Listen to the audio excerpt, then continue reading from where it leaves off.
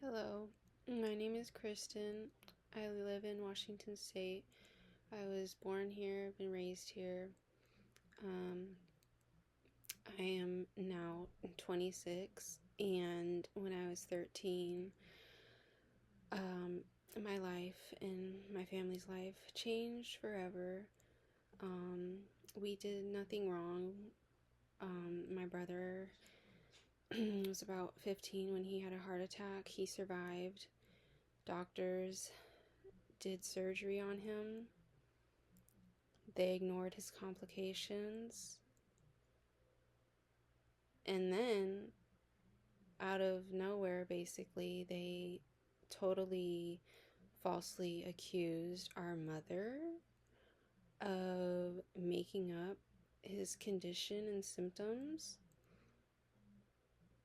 And obviously, our mother is innocent. Nobody can make up what the doctors wrote in the medical charts on numerous occasions. Anyhow, like I said, that began when I was 13. I'm now 26. We've been reaching out since day one. We had an attorney.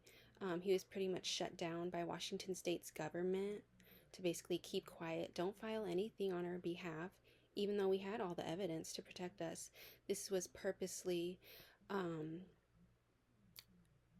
Washington State essentially trying to run out statutes of limitations and frame us endlessly, take away our house, take away our car, take away our friends, take away any credibility that we had, to stigmatize us until enough time goes by that people just assume, okay, well, they're like that, so the doctors must have been right about the false accusations, but they're not. And in fact, Washington State government reviewed their own work when my mother exercised her right to request a review of the findings of child abuse, and CPS, Child Protective Services, overturned their findings, but they do not want to remove my mother's name from a national and statewide database of child abusers.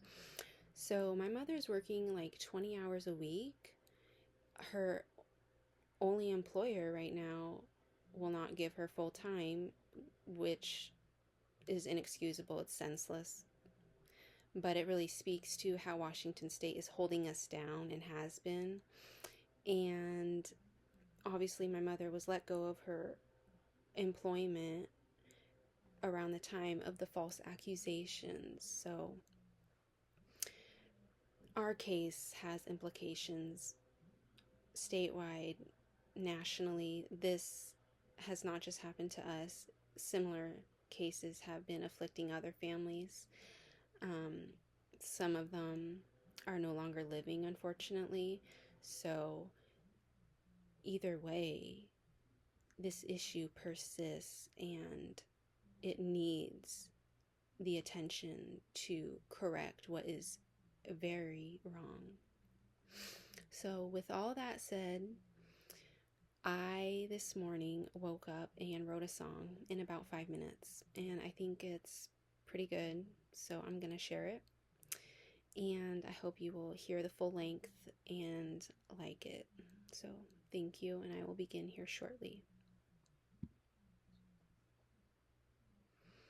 The title, by the way, I called is Justice Now.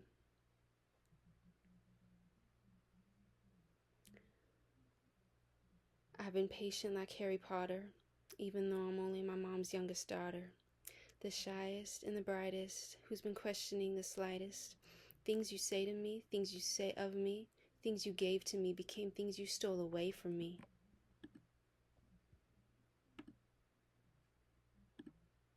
Born at the end of July, early in her time, but too little and too late for all their hate and to chill and dissipate, to step up to their plates, to try to mediate, to maybe concentrate, to maybe not hesitate about who will like them, who will fight them, who will. Y'all can't anticipate the future because it's always here in the mirror. Alright, you hear that? You believe that? You get that? Then go live that. Be above the slack. Be above the hacks of life that only pinch out the presence and reverence that all y'all have been neglecting. Go clean up your records, your misstatements and errors affecting that brother, that mother, that child, and another. Who's the next victim of so-and-so's stricken system that's nervous and racing and stuck on automatic? Does it take you and your own youngest daughter, the shyest, the brightest, but always lured by the slightest, to make things worse for some and better for them? For Dumbledore's sake, that's not the path to lead. Guard what is right, and what is right can never die.